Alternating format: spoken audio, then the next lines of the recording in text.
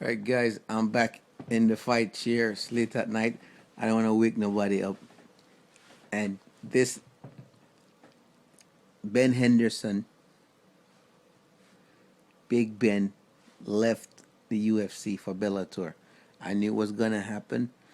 And the next person that I'm calling to leave is the Diaz brothers, Nate and Nick Diaz. They're gonna roll out.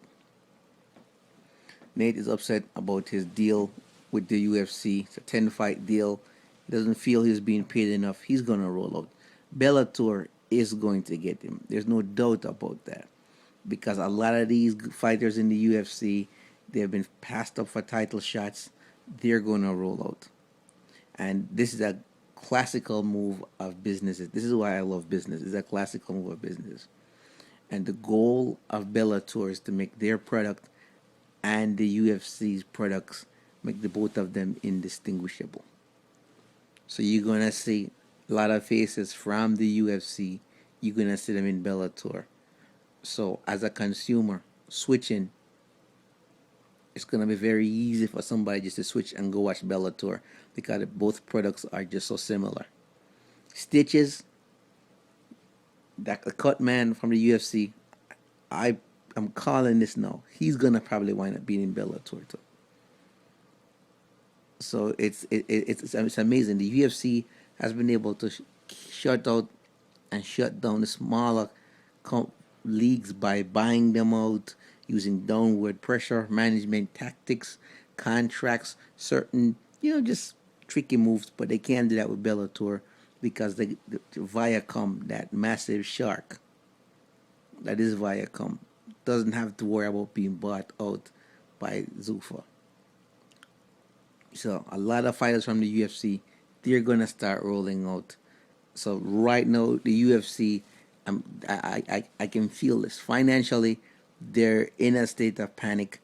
They've got to make some quick moves. They've got to roll out. They got to roll out John Jones versus Kamir, which they're doing. I be like UFC 197. That's gonna be sweet. They gotta roll out more fights with you know who I'm talking about. Yeah. He's gonna be in two divisions. Yes, they gotta roll out more fights with Conor McGregor. Okay, and they gotta try and get Holly Holmes, Ronda Rousey back as soon as possible because they've got to make the pay per view worthwhile. Holly Holmes, Ronda Rousey rematch is probably gonna be on the heavyweight ticket with Cain Velasquez. It's probably gonna be on the card of the heavyweight ticket. They're gonna have to do that to get buyers like me off the fence so that we can buy. Bellator goal is just to make content, so they're not worried.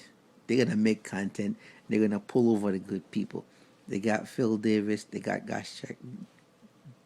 nah, Gosh check. I can't say his name properly. Like Josh Koscheck. I just got it right. And now they got Ben. Next is gonna be Nate and Nick Diaz. Once they get those two, all the younger fighters coming up are gonna want to start moving over. You understand? They have that advantage because they got Randy Couture. They got Tito Ortiz. They have the older legends. And check this out. The UFC could say, "Oh, we've got the video vault where you pay and you watch fights and you get the videos and that's all great." But guess what?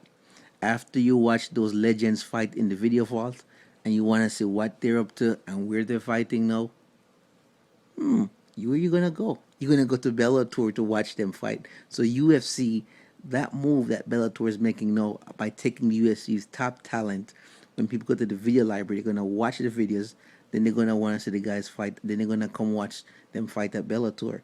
So the Bellator is smart enough to know that hey, UFC is doing the advertising for them up front. So I'm telling you, the UFC. This is why I keep saying that Dana White is not the man to take the UFC globally.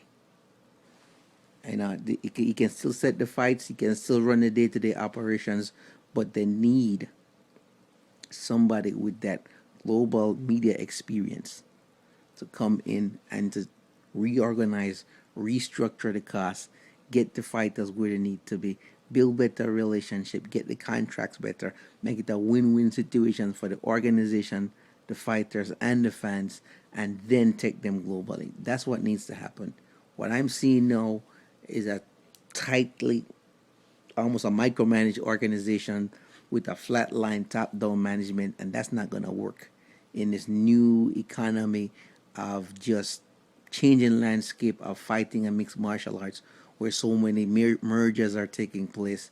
You need somebody with that mindset, you know. And Zufa's got to wake up and realize that they know I could still set the fights, run the operations, but international global expansion, that's like just out of his league. You know, I'm sorry, I hate to say it like that, Dana. I mean, I'm on the internet. You can come find me, and if you find me, I don't know, you make it the 2 rounds with me or one. But I'm not worried about that. But this is the point I'm trying to make. Bellator is gonna over time erode the UFC by taking the talent, by taking the best people, and just moving them slowly but surely. And you watch and see. Alistair Overeem, he might also be heading for Bellator. Oh, you're gonna say, "Oh, that's ridiculous." They would watch and see. I'm telling you, all the guys in the UFC who would have turned into gatekeepers, those guys are gonna realize, hey, if I go to Bellator, I have better opportunities, unlimited sponsorship, a lot big money up front, small money in the back, but that's okay. I just need one shot to make enough money. So they're gonna start rolling out. Mark my words. All right, guys, that's my 2 cents. Peace out.